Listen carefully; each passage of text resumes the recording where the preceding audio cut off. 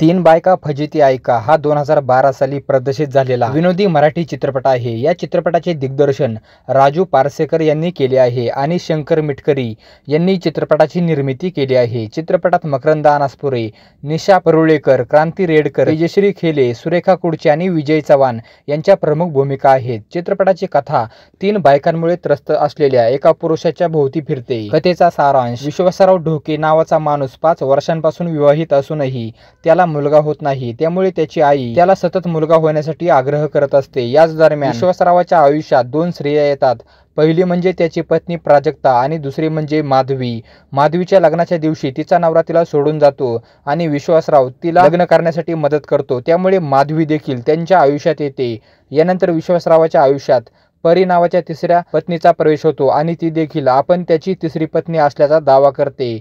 अशा प्रकारे 3 बायकांमुळे विश्वासरावांची फजिती होते आणि याच फजितीवर आधारित हा चित्रपट आहे। मकरंद अनासपुरे, निशा परुळेकर, क्रांती रेडकर, तेजश्री खेले, सुरेखा कुडची, विजय चव्हाण हे कलाकार या चित्रपटात झळकले होते। 3 बायका फजिती ऐका या चित्रपटाला प्रवीण कुनवर यांनी संगीत दिले होते। 3 बायका फजिती ऐका या चित्रपटामध्ये वाट माझी बघतोय रिक्षावाला हे गाणं रिक्रिएट केलं होतं।